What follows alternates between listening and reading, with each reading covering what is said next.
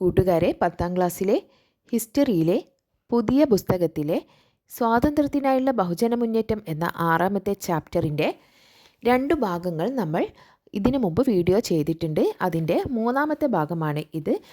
ആ വീഡിയോസ് കാണാത്തവർ ആദ്യം പോയി ആ വീഡിയോ കണ്ടതിന് ശേഷം ഈ വീഡിയോ കാണുക. എന്നാൽ മാത്രമേ നിങ്ങൾക്ക് ഈ പാഠഭാഗം മുഴുവനായിട്ടും മനസ്സിലാവുകയുള്ളൂ.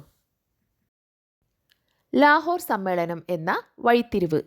ഞാനൊരു റിപ്പബ്ലിക്കനും സോഷ്യലിസ്റ്റും ആണ്. എനിക്ക് രാജാക്കന്മാരിലും രാജകുമാരന്മാരിലും വിശ്വാസമില്ല. പുത്തൻ വ്യവസായ രാജാക്കന്മാരെ സൃഷ്ടിക്കുന്ന വ്യവസ്ഥിതിയിലും എനിക്ക് വിശ്വാസമില്ല. ഇത് ആരുടെ വാക്കുകളാണ്? ജവഹർലാൽ നെഹ്റുവിൻ്റെ. 1929 ഡിസംബറിൽ ലാഹോറിൽ നടന്ന കോൺഗ്രസിൻ്റെ വാർഷിക സമ്മേളനത്തിൽ ജവഹർലാൽ നെഹ്റു നടത്തിയ അധ്യക്ഷ പ്രസംഗത്തിൽ നിന്നുള്ള ഭാഗമാണിത്. ഇന്ത്യൻ സ്വാതന്ത്ര്യ സമര ചരിത്രത്തിൽ ലാഹോർ സമ്മേളനം പല കാരണങ്ങൾ കൊണ്ടും സുപ്രധാനമായിരുന്നു. അവയിൽ ചിലത് ചുവടെ കൊടുത്തിരിക്കുന്നു. കോൺഗ്രസ് ആദ്യമായി പൂർണ്ണ സ്വാതന്ത്ര്യം ആവശ്യപ്പെട്ടു. ഇതിനായി ബഹുജന സമരം ആരംഭിക്കാൻ ഗാന്ധിജിയെ ചുമതലപ്പെടുത്തി. ത്രിവർണ പതാക സ്വീകരിച്ചു. എന്തൊക്കെയാണ് ലാഹോർ സമ്മേളനത്തിൻ്റെ ലക്ഷ്യങ്ങൾ? കോൺഗ്രസ് ആദ്യമായി പൂർണ്ണ സ്വാതന്ത്ര്യം ആവശ്യപ്പെട്ടു. ഇതിനായി ബഹുജന സമരം ആരംഭിക്കാൻ ഗാന്ധിജിയെ ചുമതലപ്പെടുത്തി. ത്രിവർണ പതാക സ്വീകരിച്ചു. എപ്പോഴാണ് ലാഹോർ സമ്മേളനം നടന്നത്? 1929. ആരായിരുന്നു അധ്യക്ഷൻ? ജവഹർലാൽ നെഹ്റു.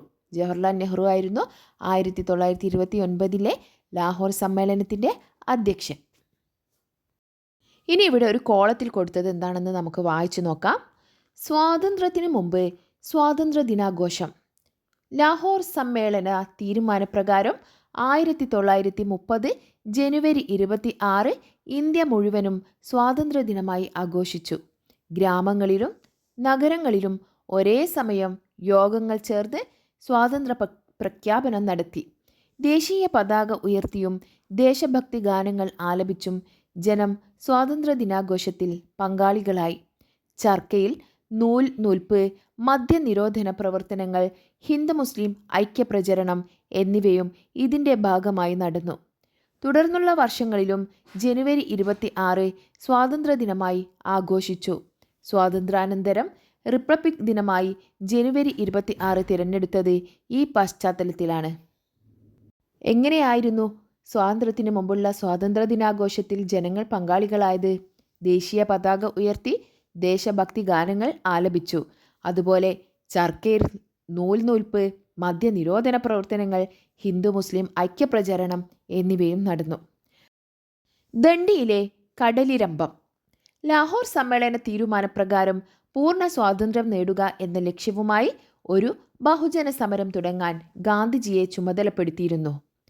സമരം ആരംഭിക്കുന്നതിന് മുമ്പ് ഗാന്ധിജി വൈസ്രോയിയായിരുന്ന ഇർവിൻ പ്രഭുവിനെ ബ്രിട്ടീഷ് ഭരണത്തിന് കീഴിലെ ഇന്ത്യക്കാരുടെ പ്രയാസങ്ങൾ ചൂണ്ടിക്കാണിച്ചുകൊണ്ട് ഒരു കത്ത് നൽകിയിരുന്നു. സർക്കാരിനെതിരെ സിവിൽ നിയമലംഘന സമരം ആരംഭിക്കുന്ന കാര്യവും കത്തിൽ സൂചിപ്പിച്ചിരുന്നു. സമൂഹത്തിലെ എല്ലാ വിഭാഗങ്ങളെയും സമരത്തിൽ പങ്കാളികളാക്കുക എന്നതായിരുന്നു ഗാന്ധിജിയുടെ ലക്ഷ്യം. തുടർന്ന് ഉപ്പു നിയമനം ലംഘിച്ചുകൊണ്ട് നിയമലംഘന സമരം തുടങ്ങാൻ ഗാന്ധിജി തീരുമാനിച്ചു. ഗുജറാത്തിലെ ദണ്ഡി കടപ്പുറത്ത് വെച്ച് ഉപ്പു നിയമം ലംഘിക്കാനായിരുന്നു തീരുമാനം. ഇതിനായി സബർമതി ആശ്രമത്തിൽ നിന്ന് ദണ്ഡി കടപ്പുറത്തേക്ക് ഗാന്ധിജിയും തിരഞ്ഞെടുക്കപ്പെട്ട 78 സന്നദ്ധ പ്രവർത്തകരും പദയാത്ര നടത്തി. 24 ദിവസം നീണ്ടുനിന്ന യാത്ര റിപ്പോർട്ട് ചെയ്യാൻ നിരവധി വിദേശ പത്രപ്രവർത്തകരും എത്തി. ദണ്ഡി യാത്രയിൽ ഗാന്ധിജിയുടെ അനുയായികളായി എത്ര പേരുണ്ടായിരുന്നു? 78 പേർ. എത്ര ദിവസമായിരുന്നു യാത്ര നീണ്ടുനിന്നത്? 24 ദിവസം. എവിടെ നിന്നുമാണ് ദണ്ഡി യാത്ര ആരംഭിച്ചത്? സബർമതി ആശ്രമത്തിൽ നിന്ന്. സബർമതി ആശ്രമത്തിൽ നിന്നാണ് ദണ്ഡി യാത്ര ആരംഭിച്ചത്. യാത്രയിൽ പാതയ്ക്ക് ഇരുവശത്തും തിങ്ങിക്കൂടിയവരോട് ഗാന്ധിജി ശുചിത്വബോധം, ഗാന്ധി ധരിക്കേണ്ടതിൻ്റെ ആവശ്യകത, സാമുദായിക സൗഹാർദ്ദം തുടങ്ങിയവയെക്കുറിച്ച് ഉദ്ബോധിപ്പിച്ചു. എന്തൊക്കെയായിരുന്നു ഗാന്ധിജി പാതയ്ക്ക് ഇരുവശത്തും തിങ്ങിക്കൂടിയവരോട് പറഞ്ഞത്? ശുചിത്വബോധം, ഖാദി ധരിക്കേണ്ടതിൻ്റെ ആവശ്യകത, സാമുദായിക സൗഹാർദ്ദം. 1930 ഏപ്രിൽ 6 ദണ്ഡി കടപ്പുറത്ത് വെച്ച് ഉപ്പ് നിർമ്മിച്ച് ഗാന്ധിജി നിയമലംഘന സമരത്തിന് തുടക്കം കുറിച്ചു. എന്നാണ് ഗാന്ധിജി നിയമലംഘന സമരത്തിന് തുടക്കം കുറിച്ചത്? 1930 ഏപ്രിൽ 6. 1930 ഏപ്രിൽ 6. ഉപ്പ് നിർമ്മിക്കുന്നത് സംബന്ധിച്ച ലഘു ലേഖകൾ തയ്യാറാക്കി ജനങ്ങൾക്ക് വിതരണം ചെയ്തു. അടുത്ത ബോക്സിൽ എന്താണ് കൊടുത്തിട്ടുള്ളതെന്ന് നമുക്ക് നോക്കാം. എന്തുകൊണ്ട് ഉപ്പ്? ഉപ്പ് നിർമ്മാണം സർക്കാരിൻ്റെ കുത്തകയായിരുന്നു. അതിനാൽ സ്വകാര്യ വ്യക്തികൾ ഉപ്പ് നിർമ്മിക്കുന്നത് കുറ്റകരമായി കണക്കാക്കി അവർക്ക് ശിക്ഷ വിധിച്ചു. ഈ നിയമം ലംഘിക്കാനായിരുന്നു ഗാന്ധിജിയുടെ തീരുമാനം. പൊതുവെ ഉഷ്ണമേഖലാ കാലാവസ്ഥ അനുഭവപ്പെടുന്ന ഇന്ത്യയിലെ ജനങ്ങൾക്കും വളർത്തുമൃഗങ്ങൾക്കുമെല്ലാം ഒരുപോലെ അത്യന്താപേക്ഷിതമായ വസ്തുവായിരുന്നു ഉപ്പ്. കാർഷിക ആവശ്യങ്ങൾക്ക് കൂടി ഉപയോഗിച്ചിരുന്ന ഉപ്പിന്മേലുള്ള സർക്കാരിൻ്റെ കുത്തകയെ ഗാന്ധിജി വിശേഷിപ്പിച്ചത് നിന്ദ്യമായ കുത്തക എന്നായിരുന്നു. എന്തായിരുന്നു? നിന്ദ്യമായ കുത്തക. ഗാന്ധിജി നിന്ദ്യമായ കുത്തക എന്ന് വിശേഷിപ്പിച്ചത് എന്തിനെയായിരുന്നു? സർക്കാരിൻ്റെ ഉപ്പിന്മേലുള്ള കുത്തകയെയാണ് ഗാന്ധിജി നിന്ദ്യമായ കുത്തക എന്ന് വിശേഷിപ്പിച്ചത്. നെക്സ്റ്റ്, ധരാസനയിലെ പോരാട്ടം. 1930 മെയ് 21 2000-ലധികം പേർ അടങ്ങിയ ഒരു സംഘം സമരക്കാർ ഗുജറാത്തിലെ ധരാസന ഉപ്പ് നിർമ്മാണ കേന്ദ്രത്തിലേക്ക് എത്തി. 1930 മെയ് 21 എത്ര പേരാണ് എത്തിയത്? 2000-ലധികം പേർ. എവിടെ എത്തി? ഗുജറാത്തിലെ ധരാസന ഉപ്പ് നിർമ്മാണ കേന്ദ്രത്തിൽ.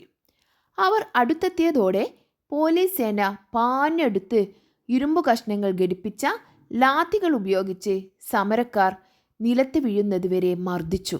പരിക്കേറ്റവരെ സഹസമരക്കാർ എടുത്തുകൊണ്ടുപോകുമ്പോഴേക്കും പുതിയ സംഘം മുന്നോട്ട് വന്നു. പോലീസ് അവരെയും തല്ലിച്ചതച്ചു. അവരെ മാറ്റുമ്പോൾ അടുത്ത സംഘം മുന്നോട്ട് വന്നു. അത് തുടർന്നുകൊണ്ടിരുന്നു. അവസാനം 11 മണിക്ക് താപനില 46.67 ഡിഗ്രി സെൽഷ്യസിൽ എത്തി നിൽക്കുമ്പോൾ പരിക്കേറ്റവർ 320-ഉം മരിച്ചവർ 2-ഉം ആയിരുന്നു. അമേരിക്കൻ പത്രപ്രവർത്തകനും സമരത്തിന് ദൃക്സാക്ഷിയുമായിരുന്ന വെബ് മില്ലർ വെബ് മില്ലർ ഇങ്ങനെ രേഖപ്പെടുത്തി: 18 വർഷം 20 രാജ്യങ്ങളിൽ പത്രപ്രവർത്തനം നടത്തിയിട്ടുള്ള ഞാൻ ധാരാളം ജനകീയ പ്രക്ഷോഭങ്ങളും ലഹളകളും തെരുവു യുദ്ധങ്ങളും കലാപങ്ങളും കണ്ടിട്ടുണ്ട്. എന്നാൽ ധരാസനയിൽ ഉണ്ടായതുപോലെ ഒരു സംഭവം ഞാൻ ദർശിച്ചിട്ടില്ല. ഇതാരാണ് പറഞ്ഞത്? അമേരിക്കൻ പത്രപ്രവർത്തകനും സമരത്തിന് ദൃക്സാക്ഷിയുമായിരുന്ന വെബ് മില്ലർ. നിസ്സഹകരണ സമരത്തേക്കാൾ കൂടുതൽ ജനപങ്കാളിത്തം പ്രകടമായ സമരമായിരുന്നു നിയമലംഘന സമരം. നിസ്സഹകരണ സമരത്തോടൊപ്പം നിയമലംഘനവും നടത്തിക്കൊണ്ടാണ് സമരം പുരോഗമിച്ചത്. വടക്കു പടിഞ്ഞാറ് ഇന്ത്യ നിയമലംഘന സമരത്തിൻ്റെ പ്രധാന കേന്ദ്രങ്ങളിൽ ഒന്നായിരുന്നു. ഖാൻ അബ്ദുൽ ഗാഫർ ഖാൻ ആയിരുന്നു അവിടെ സമരത്തിന് നേതൃത്വം നൽകിയത്. അതിർത്തി ഗാന്ധി എന്നറിയപ്പെട്ടിരുന്ന അദ്ദേഹത്തിൻ്റെ കീഴിൽ ഖുദായ് ഖിദ്മത് ഗർ എന്ന ഒരു സന്നദ്ധ സേന പ്രവർത്തിച്ചിരുന്നു. അതിർത്തി ഗാന്ധി എന്നറിയപ്പെട്ടത് ആരാണ്? ഖാൻ അബ്ദുൽ ഗാഫർ ഖാൻ. വടക്കു പടിഞ്ഞാറ് ഇന്ത്യയിൽ നിയമലംഘന സമരത്തിന് നേതൃത്വം കൊടുത്തത് ഖാൻ അബ്ദുൽ ഗാഫർ ഖാൻ. ഖാൻ അബ്ദുൽ ഗാഫർ ഖാൻ്റെ സേന ഏതു പേരിലാണ് അറിയപ്പെട്ടത്? ഖുദായ് ഖിദ്മത് ഗർ. ഖുദായ് ഖിദ്മത് ഗർ. ഈ സമരത്തിൽ വിവിധ വിഭാഗം ജനങ്ങളുടെ പങ്കാളിത്തം എങ്ങനെയായിരുന്നുവെന്ന് നമുക്ക് പരിശോധിക്കാം. ആദ്യം കർഷകർ. കർഷകർ എന്താ ചെയ്തത്? സർക്കാരിന് നികുതി നൽകാതെയും ജന്മിമാർക്ക് പാട്ടത്തുക നൽകാതെയും സമരത്തിൽ പങ്കാളികളായി. സർക്കാരിന് നികുതി നൽകാതെയും ജന്മിമാർക്ക് പാട്ടത്തുക നൽകാതെയും സമരത്തിൽ പങ്കാളികളായി. നെക്സ്റ്റ്, തൊഴിലാളികൾ. റെയിൽവേ, തുറമുഖം, ഖനി എന്നിവയിലെ തൊഴിലാളികൾ സമരത്തിൽ പങ്കെടുത്തു. റെയിൽവേ, തുറമുഖം, ഖനി എന്നിവയിലെ തൊഴിലാളികളെല്ലാം സമരത്തിൽ പങ്കെടുത്തു. ഷോലാപൂര് മഹാരാഷ്ട്രയിലാണ്. തൊഴിലാളികൾ നടത്തിയ സമരം അക്രമത്തിൽ കലാശിച്ചു. ഷോലാപൂരിലെ തൊഴിലാളികൾ നടത്തിയ സമരം അക്രമത്തിൽ കലാശിച്ചു. നെക്സ്റ്റ്, ഗോത്ര ജനത. വന നിയമങ്ങൾ ലംഘിച്ച് കാടുകളിൽ കയറി വിഭവങ്ങൾ ശേഖരിച്ചു. ഗോത്രജനത എന്താണ് ചെയ്തത്? വന നിയമങ്ങൾ ലംഘിച്ച് കാടുകളിൽ കയറി വിഭവങ്ങൾ ശേഖരിച്ചു. സ്ത്രീകൾ എന്താ ചെയ്തേ? ഉപ്പ് നിർമ്മാണം, വിദേശ വസ്തുക്കൾ വിൽക്കുന്ന കടകൾ പിക്കറ്റ് ചെയ്യൽ തുടങ്ങി സമരപരിപാടികളിൽ സജീവമായി സ്ത്രീകൾ പങ്കെടുത്തു. ഉപ്പ് നിർമ്മാണം, വിദേശ വസ്തുക്കൾ വിൽക്കുന്ന കടകൾ പിക്കറ്റ് ചെയ്യൽ. നെക്സ്റ്റ്, കച്ചവടക്കാരും വ്യവസായികളും. ഇറക്കുമതി ചെയ്ത ഉൽപ്പന്നങ്ങൾ വാങ്ങാനും വിൽക്കാനും തയ്യാറായില്ല. കച്ചവടക്കാരും വ്യവസായികളും ഇറക്കുമതി ചെയ്ത ഉൽപ്പന്നങ്ങൾ വാങ്ങാനും വിൽക്കാനും തയ്യാറായില്ല. ഇങ്ങനെയൊക്കെയാണ് വിവിധ വിഭാഗം ജനങ്ങൾ ഈ സമരത്തിൽ പങ്കാളികളായത്. റാണി ഗൈഡില്യൂ. നിയമലംഘന സമരകാലത്ത് വടക്കു കിഴക്കൻ ഇന്ത്യയിലെ ധീരയായ വനിതാ പോരാളിയായിരുന്നു റാണി ഗൈഡില്യൂ. നിയമലംഘന സമരകാലത്ത് അറസ്റ്റിലായ അവർ യൗവനകാലം മുഴുവൻ ജയിലിൽ കഴിഞ്ഞു. ജയിലിൽ അവരെ സന്ദർശിച്ച ജവഹർലാൽ നെഹ്റു ഇങ്ങനെ എഴുതി: ഇന്ത്യ അവരെ ഓർമ്മിക്കുകയും ആദരിക്കുകയും ചെയ്യുന്ന ഒരു ദിനം വരും. ഇന്ത്യ സ്വാതന്ത്ര്യം നേടിയ ശേഷമാണ് റാണി ഗൈഡില്യൂ ജയിൽ മോചിതയായത്. ആരാണ് റാണി ഗൈഡില്യൂ? നിയമലംഘന സമരകാലത്ത് വടക്കു കിഴക്കൻ ഇന്ത്യയിൽ പോരാടിയ ധീരയായ വനിതയായിരുന്നു റാണി ഗൈഡില്യൂ. ആ കാലത്ത് റാണി ഗൈഡില്യൂവിന് 13 വയസ്സായിരുന്നു. വെറും 13 വയസ്സുള്ള കാലത്താണ് നിയമലംഘന സമരത്തിൽ പങ്കെടുത്തത്. അതുപോലെ തന്നെ നാഗങ്ങളുടെ റാണി എന്ന് ജവഹർലാൽ നെഹ്റു അവരെ വിശേഷിപ്പിച്ചു. നാഗങ്ങളുടെ റാണി എന്ന് റാണി ഗൈഡില്യൂവിനെ ജവഹർലാൽ നെഹ്റു വിശേഷിപ്പിച്ചു. സന്ധി സംഭാഷണങ്ങൾ. പരിമിതമായ ചില അധികാരങ്ങളെങ്കിലും ഇന്ത്യക്കാർക്ക് നൽകേണ്ടി വരും എന്ന് നിയമലംഘന സമരം ബ്രിട്ടീഷ് ഭരണകൂടത്തെ ബോധ്യപ്പെടുത്തി.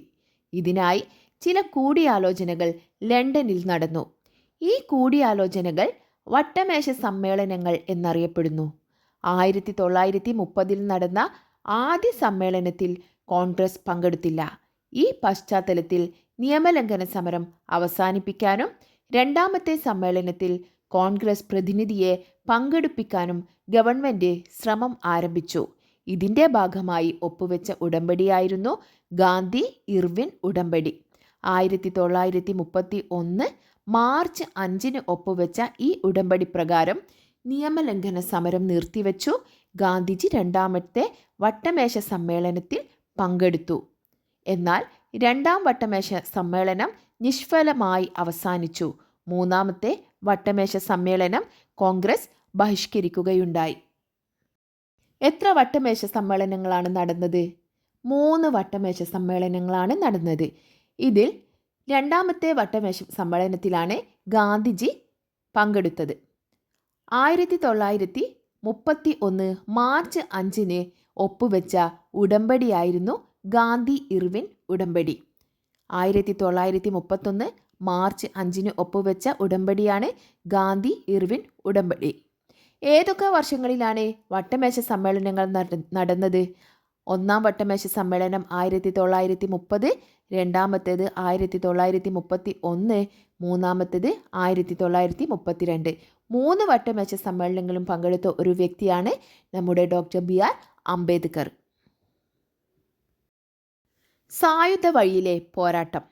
സ്വാതന്ത്ര്യം എന്ന ലക്ഷ്യത്തിലേക്കെത്താൻ കോൺഗ്രസിൻ്റെയും മഹാത്മാഗാന്ധിയുടെയും നേതൃത്വത്തിൽ നടന്ന സമര രീതികൾക്കൊപ്പം വ്യത്യസ്തമായ മറ്റു മാർഗങ്ങളും പലരും സ്വീകരിച്ചു. ഗാന്ധിജിയുടെ അഹിംസാ മാർഗത്തിന് പകരം ചിലർ വിപ്ലവത്തിൻ്റെ വഴി സ്വീകരിച്ചു. യുവാക്കളായിരുന്നു ഇവരിൽ ഭൂരിഭാഗവും. സ്വാതന്ത്ര്യം എന്ന ലക്ഷ്യത്തിലേക്കെത്താൻ കോൺഗ്രസിൻ്റെയും മഹാത്മാഗാന്ധിയുടെയും നേതൃത്വത്തിൽ നടന്ന സമര പരിമിതികൾക്കൊപ്പം വ്യത്യസ്തമായ മറ്റു മാർഗങ്ങളും പലരും സ്വീകരിച്ചു. ഗാന്ധിജിയുടെ അഹിംസാ മാർഗത്തിന് പകരം ചിലർ വിപ്ലവത്തിൻ്റെ വഴി സ്വീകരിച്ചു. യുവാക്കളായിരുന്നു ഇവരിൽ ഭൂരിഭാഗവും. റഷ്യൻ വിപ്ലവത്തിൻ്റെ വിജയവും നിസ്സഹകരണ സമരം പാതി വഴിയിൽ അവസാനിപ്പിച്ചതുമാണ് വിപ്ലവത്തിൻ്റെ പാതയിലേക്ക് ഇവരെ നയിച്ചത്. എന്തൊക്കെയാണ് യുവാക്കളെ വിപ്ലവത്തിൻ്റെ പാതയിലേക്ക് നയിച്ചത്? റഷ്യൻ വിപ്ലവത്തിൻ്റെ വിജയവും നിസ്സഹകരണ സമരം പാതി വഴിയിൽ അവസാനിച്ചതും. ഇതിനെ തുടർന്ന് 1924 ഹിന്ദുസ്ഥാൻ റിപ്പബ്ലിക്കൻ അസോസിയേഷൻ അഥവാ HRA എന്ന വിപ്ലവ സംഘടന രൂപം കൊണ്ടു. Hindustan Republican association 1924 1924. വിപ്ലവ പ്രവർത്തനങ്ങൾക്ക് പണം കണ്ടെത്താൻ വേണ്ടി ഉത്തർപ്രദേശിലെ കക്കോരിയിൽ വെച്ച് റെയിൽവേയുടെ പണം കൈക്കലാക്കാൻ വിപ്ലവകാരികൾ ശ്രമിക്കുകയും ഏതാനും പേർ പിടിയിലാവുകയും ചെയ്തു. എവിടുന്നായിരുന്നു കക്കോരി റെയിൽ കവർച്ച? ഉത്തർപ്രദേശിലെ കക്കോരി. കക്കോരി സംഭവം. ആയുധങ്ങൾ വാങ്ങാൻ പണം കണ്ടെത്താനായി 1925 ഓഗസ്റ്റ് 9 വിപ്ലവകാരികൾ ഉത്തർപ്രദേശിലെ ലക്നൌവിനടുത്തുള്ള കാക്കോരിയിൽ വെച്ച് 8 ഡൗൺ തീവണ്ടി തടഞ്ഞ് റെയിൽവേയുടെ പണം കൈക്കലാക്കി. നിരവധി പേർ ഈ കേസിൽ അറസ്റ്റിലായി. റാം പ്രസാദ് ബിസ്മൽ, അഷ്ഫാഖുല്ല ഖാൻ, രാജേന്ദ്ര ലാഹിരി, റോഷൻ സിംഗ് എന്നിവർക്ക് ഈ കേസിൽ വധശിക്ഷ നൽകി. 4 പേരെ ആൻഡമാൻ ദ്വീപിലേക്ക് നാടുകടത്തി. 17 പേർക്ക് തടവ് ശിക്ഷ ലഭിച്ചു. ആർക്കൊക്കെയാണ് കക്കോരി സംഭവത്തിൽ വധശിക്ഷ ലഭിച്ചത്? രാംപ്രസാദ് ബിസ്മൽ, അഷ്ഫാഖുല്ല ഖാൻ, രാജേന്ദ്ര ലാഹിരി, റോഷൻ സിംഗ്. 17 പേർക്ക് തടവു ശിക്ഷയും ലഭിച്ചു. അതുപോലെ 4 പേരെ ആൻഡമാൻ ദ്വീപിലേക്ക് നാടുകടത്തുകയും ചെയ്തു. കക്കോരി സംഭവത്തെ തുടർന്ന് തിരിച്ചടി നേരിട്ട വിപ്ലവ പ്രവർത്തനങ്ങൾ വീണ്ടും ശക്തമായത് ഭഗത് സിംഗിൻ്റെ നേതൃത്വത്തിലായിരുന്നു. 1928 ഭഗത് സിംഗും കൂട്ടരും ഹിന്ദുസ്ഥാൻ സോഷ്യലിസ്റ്റ് റിപ്പബ്ലിക്കൻ അസോസിയേഷൻ അഥവാ HSRA രൂപീകരിച്ചു. ഭഗത് സിംഗിൻ്റെ നേതൃത്വത്തിൽ വിപ്ലവകാരികൾ നടത്തിയ 2 പ്രധാന പ്രവൃത്തികളായിരുന്നു ലാലാ ലജ്പത് റായിയുടെ മരണത്തിലേക്ക് നയിച്ച ലാത്തിച്ചാർജിൽ പങ്കാളിയായ സാൻഡേഴ്സൺ എന്ന പോലീസ് ഉദ്യോഗസ്ഥനെ വെടിവെച്ചു കൊന്നത്, കേന്ദ്ര നിയമനിർമ്മാണ സഭയിലേക്ക് ബോംബെറിഞ്ഞത്. 1928 ഭഗത് സിംഗ് നിർമ്മിച്ച അസോസിയേഷൻ ഏതായിരുന്നു? Hindustan socialist Republican association. Hindustan socialist Republican association അഥവാ HSRA. എപ്പോഴായിരുന്നു? 1928. എന്തൊക്കെയായിരുന്നു ഈ വിപ്ലവകാരികൾ ചെയ്ത പ്രധാന പ്രവൃത്തികൾ? ലാലാ ലജ്പത് റായിയുടെ മരണത്തിലേക്ക് നയിച്ച ലാത്തിച്ചാർജിൽ പങ്കാളിയായ സാൻഡേഴ്സൺ എന്ന പോലീസ് ഉദ്യോഗസ്ഥനെ വെടിവെച്ചു കൊന്നു. കേന്ദ്ര നിയമനിർമ്മാണ സഭയിലേക്ക് ബോംബെറിഞ്ഞു. ഇതിനെ തുടർന്ന് പോലീസിന്റെ പിടിയിലായ ഭഗത് സിംഗ്, രാജ്ഗുരു, സുഖ്ദേവ് എന്നീ ധീര വിപ്ലവകാരികളെ വിവിധ കേസുകളിലെ വിചാരണയ്ക്കു ശേഷം 1931 മാർച്ച് 23 തൂക്കിലേറ്റി.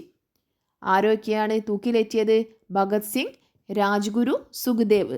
ഭഗത് സിംഗ്, രാജ്ഗുരു, സുഖ്ദേവ്. എപ്പോഴാണ് ഇവരെ തൂക്കിലേറ്റിയത്?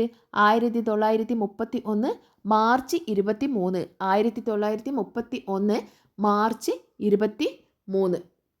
അക്കാലത്ത് വിപ്ലവ പ്രവർത്തനങ്ങൾ ബംഗാളിലും സജീവമായിരുന്നു. സൂര്യ സെന്നിൻ്റെ നേതൃത്വത്തിൽ വിപ്ലവകാരികൾ ചിറ്റഗോഗിലെ ആയുധപ്പുര കൊള്ളയടിച്ചത് ഭരണകൂടത്തെ ഞെട്ടിച്ചു. വിപ്ലവ പ്രസ്ഥാനങ്ങളിൽ സ്ത്രീകളുടെ പങ്കാളിത്തവും ശ്രദ്ധേയമായിരുന്നു. പ്രീതിലത വദേദാർ, കൽപ്പന ദത്ത്, ബീന ദാസ് എന്നിവർ ഇവരിൽ പ്രധാനികളായിരുന്നു. ആരൊക്കെയാണ്?